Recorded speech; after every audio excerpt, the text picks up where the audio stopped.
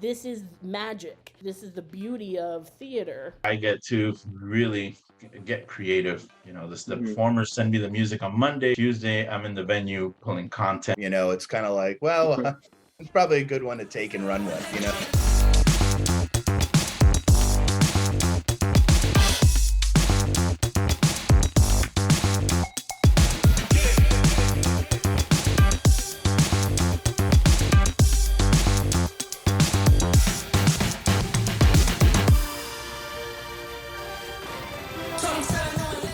Tony Caporale. Yep, that's me. Nailed it. Thank you for hanging out with me. Glad to be here, man. Remind me where you are. Yes. Finishing up Billie Eilish tour. We have Melbourne and I believe Perth left, and then we are finished for the year. As we know, you never know. Shows could always get on. Yeah, you've heard that one before, and you've been on this tour like for a long time. Like for I feel like I've been seeing you post Billie Eilish pics for a minute. Gosh, this tour, I mean, in theory, just this tour cycle alone started like September of last year, because when Happier Than Ever, the album first came out, that was right around then, and we had done the Disney special that's on Disney Plus right now, and then we rolled into festivals after that, and then had a little bit of downtime during the holidays, and then literally in January, we were rehearsing pretty much all the month to get the full arena tour out the door, and then we've been gone this whole year. So we've been pretty hard at it, but I've been with her since 2019. Basically, like her first Coachella performance was my first gig, so that was it's been quite a journey so far. It's been good. Yeah. There has to be like so many benefits to sticking with an artist for, you don't always hear about people staying with an artist so consistently for so long. Like, it's been a process, like you have your easy days and then you have your tough days, because you're all still communicating with humans at the end of the day, so it's more so just being able to allot the knowledge that you have that makes the artist comfortable amongst the team, and just be like, here's our do's and don'ts, here's something we can try that's new. That's a lot of times too, because Billie's she's very set, like with color and just the aesthetic of her show, and I think I definitely provide a very good key element to it, because I've been around the longest and understand those those points, those bullet points you have to kind of hit in the show. It's almost like you're driving with GPS. You know where the turns are going to be, and the important ones, and you can kind of. Yeah, absolutely. And I think, and that's a good thing. And you're not driving by yourself. You're in a car full of people. So I guess that's kind of the way of describing that as well. I'll only ask a couple Billie Eilish questions, because I'm sure there's more to talk about. But there are a lot of questions. Of course, especially when you're talking about something on the scope and scale of this size tour. When you get up to this scale, what are some challenges that kind of get introduced? When you're younger, you put so much weight on your shoulders, because of all the knowledge that you've ascertained over the years. Yeah. Applying it to this one project that doesn't necessarily have all those assets that take that weight off your shoulders. All that makes sense, So when you get to something like this, it's actually a little bit more relaxed in a way, if you let it. Because there's some people like, and I myself am guilty of it, like, just being able to let go of that, because it's your nature to have your eyes and hands on so many things. So, that I would say that would be the biggest challenge, I would say, for coming up to a thing like that. Just letting that pressure ease off your shoulders, because you're going to run into a thing where it's just going to be a much bigger team. That's just the natural progression of the artist. So, and those are all good things if you let them be, is the best way to describe it. Yeah, man. Are there types of projects outside of the concert tour that you enjoy, that are kind of like for more soul projects? Yeah, man. I mean, like, Billie's always been like, I guess you could say, the main breadwinner. I mean, that's definitely what's paid the bigger bills at home. But of course, like, I've been expanding my designing more outside of that. I mean, I can't. I'd be lying if I wouldn't. I'd be dumb if I didn't. I mean, when you get an opportunity to design a Disney special, it's kind of like, well, it's probably a good one to take and run with, So like I've definitely taken over like pet projects and tried to expand things a little bit more. Just because your name's out there, and like a lot of times, it's striking while the iron's hot. And there's a good pet project that I'm working with right now, called Lark and Poe. It's these blues sisters out in Nashville. They're so good, and like it's one of those bands you're very proud of because you see them kind of like on the lineup bills. The font gets bigger, and you see them keep escalating. It's so cool. Like I'm just so happy for them, and I met them as an opening act. A lot of times, like a lot of like passion projects that I've taken on have just really been opening acts for acts that I've worked on, tours that I've worked on as a headliner. Has really been it. One of like, you remember Randy Baja? He always told me that it's all about the full show. It's always about your main show. Don't get me wrong, but the opening act, you got to give them love too. You don't want to stick them out there just to spotlight on, and just let them do their thing. Like you're getting the crowd entertained and riled up for the big product, So like, always want to go out there and give them something. And I always felt like that stuck with me throughout the years, and that's how I've always treated this. And that's why like I've really catered to a lot of the opening acts, because one, I've been fortunate enough to have badass opening acts to really just listen to and enjoy the and I'm from all sorts of different cultures. So like you're going to get different types of music, there's going to be stuff that like you never thought you would have heard before that you get into. So, that sort of thing, I definitely try to keep those relationships pretty close because you never know where they can go. So like, I always try to help bring things for other times, Like, let's say, where do people want to, see a little bit more about what you got going on? Sure. The easiest part would, so the shirt here, we would put a www, I gotta get the camera right, www dot in front of this, and then a .com in front of this side. Anyways, I'm pointing it out wrong. Anyways, www.infinitusvox.com. If you want to check out my website, that is also my Instagram handle as well. I have my personal one if you want to follow me at Squints4, but also at Infinitus Vox if that's more of my what you will call business relations. But I'd love branding. My branding, and we do design, programming, directing, all sorts of stuff. Love working with all the clients and just getting out there and just doing what we do, and that's just making the best product we can for our clients and having fun. That's the biggest part about it, is why we got in this job, is because we love it and it's fun, and we get out there and make some cool stuff together. Hello, Jorge Tellez. How you doing, Rain? How are you? The man, the myth, the legend. You are in LA. LA's awesome, man. It's really cool. The Staples Center back here. But LA is awesome, man. Obviously, I was in Las Vegas for about 5 years, and with the pandemic, everything, it's almost like everyone got shuffled around, and a great opportunity came my way, and I took it. Running a really cool supper club out here on Hollywood Boulevard called Mainro. So it's a lot of fun.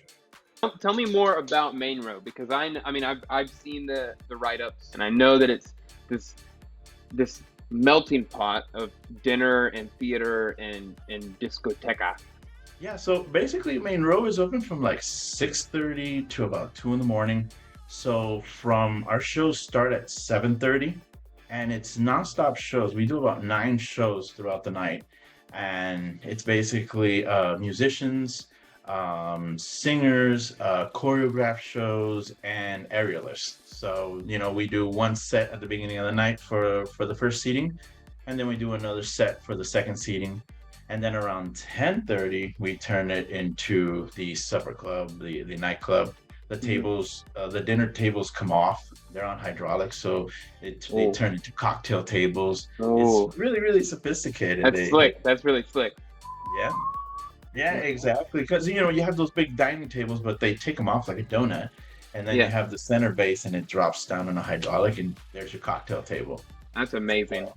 Yeah, and it's a lot of fun because the shows, it's the best of both worlds, right? I've always loved operating nightclubs and, lighting up big DJs. It's a lot of fun.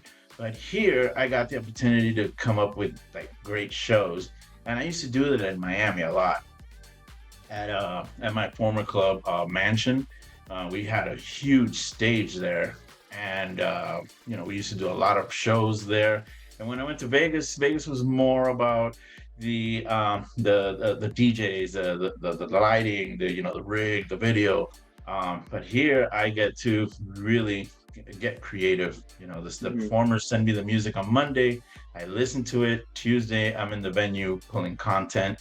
You were in Miami for a long time. You went to Vegas where you opened Omnia nightclub, and then did such a good job there that when Hakkasan Group opened Jewel, you opened Jewels. You opened two of like the most elaborate nightclubs in Las Vegas. Talk to me about opening. Talk to me about moving to Vegas and what opening a club is like of that scale.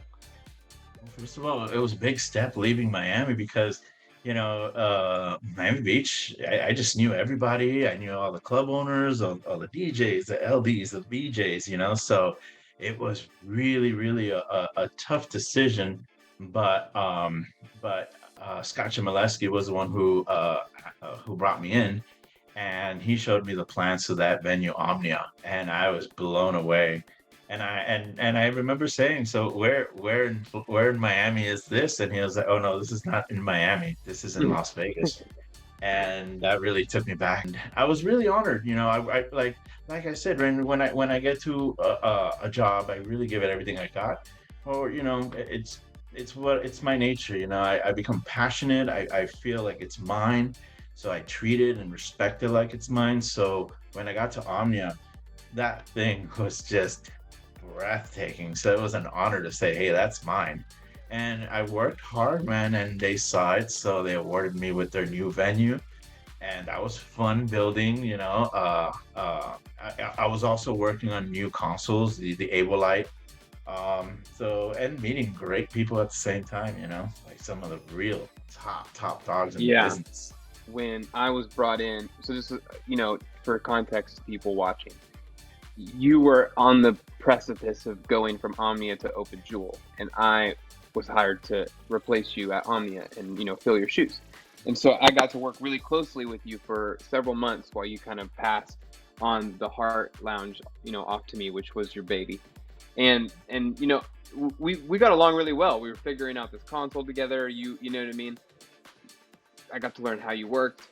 And never in a million years would I have predicted that a few years later, I moved down to Miami, where I have met so many other people who have learned under you and from you, next to you, and speak about you so, well. And they credit a lot of their success to you, meeting VJs and, lighting directors and programmers down here. And when they find that I'm from Vegas, the first question is always, oh, do you know Jorge Tellez?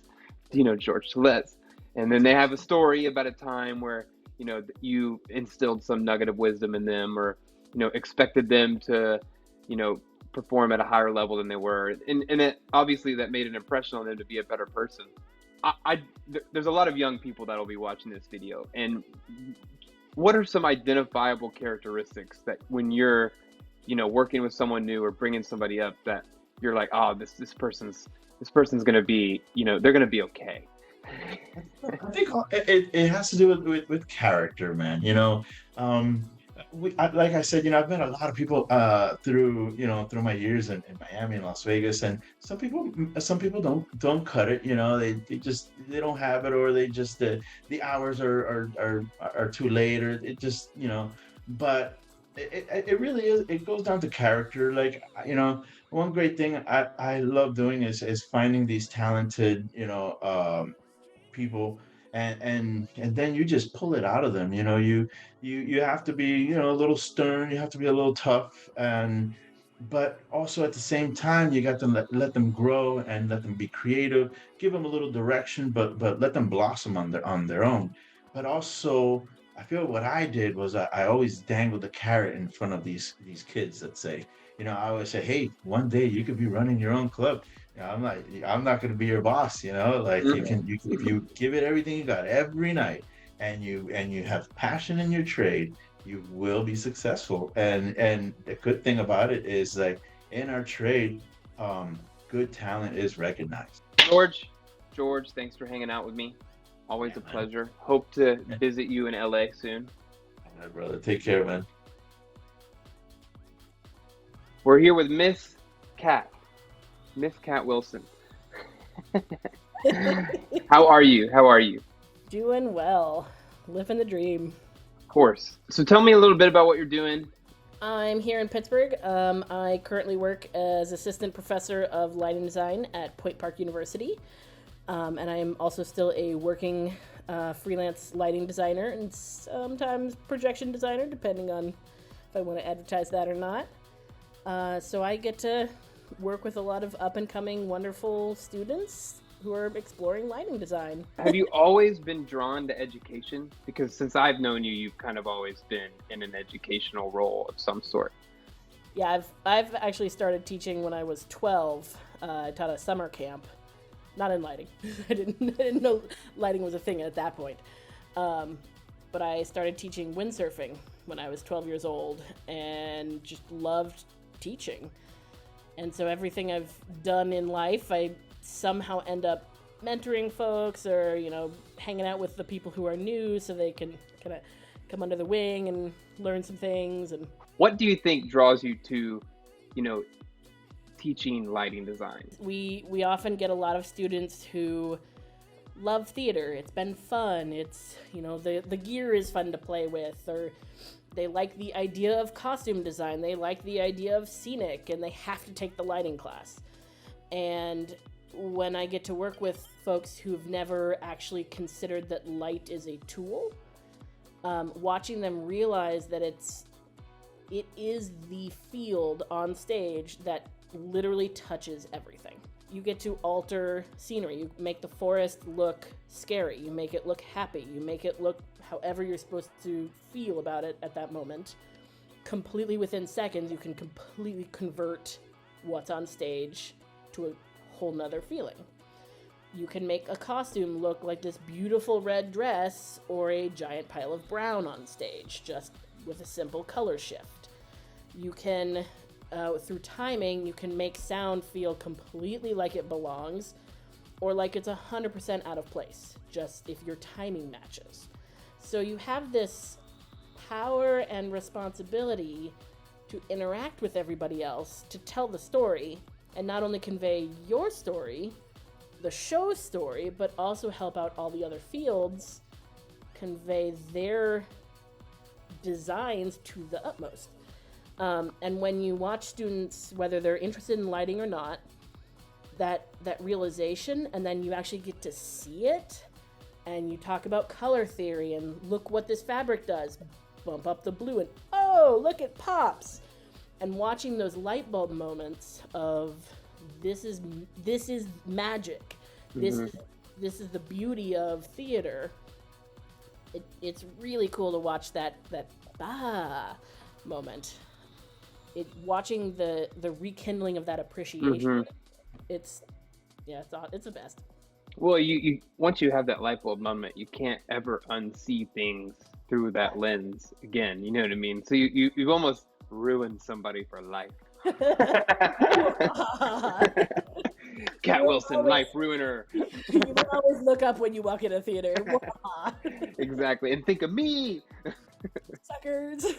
Yeah, you continue to work, professionally, and I know that you just did a show in Chicago, and another show in Pittsburgh, I think.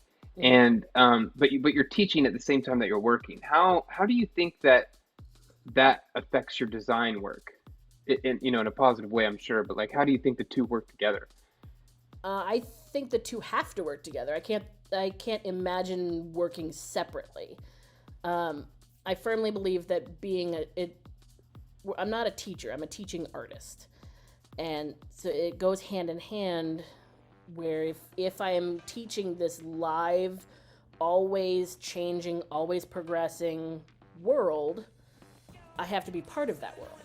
And so I firmly believe that actively working, continuing to be part of what's going on, especially right now after COVID,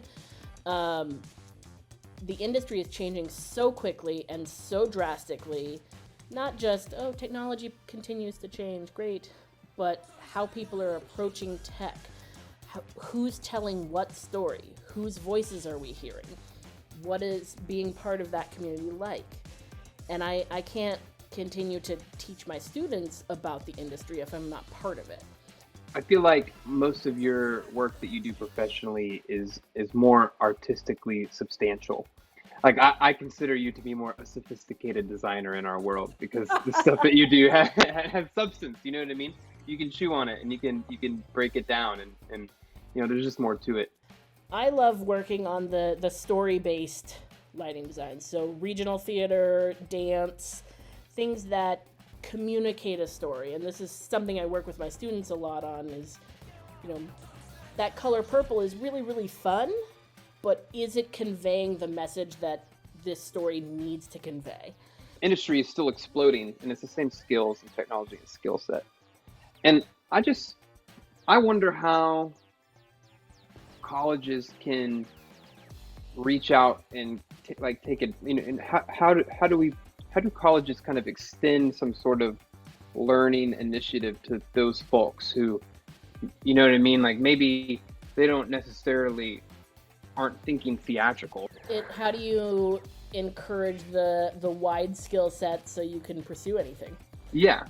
I think it's a big part of the program that I teach at currently. And I think a lot of programs have begun to explore that route of, how can we make this a broad skill set, but still very specific, because it is a specific field. Mm-hmm. And I think the biggest key, that you hit on it already, is that this skill set is transferable. It's the same skills no matter what you're doing. How to think about light as a tool to create an emotion, to create a story, to create a feeling. That's what we do with light. And whether you're doing it in a concert setting to flash some orange in your face so it's exciting, like you get that heat and excitement, or the subtlety of a sunset on stage to communicate that it's sunset time during Shakespeare. It's all the same idea of using color to communicate an idea, just in very different settings with very different technology. And Yeah. I think if you can learn the basics of how to tell a story, it's just which story are you telling? We met when I was at school, and you were in the graduate program, and you essentially taught me how to hang a light. So everything, all the pain that I've caused everybody in my life is really your fault. Excellent. All right. Thank you, Miss Cat, for hanging out with me for a little bit. Of course. My pleasure. Thanks for having me.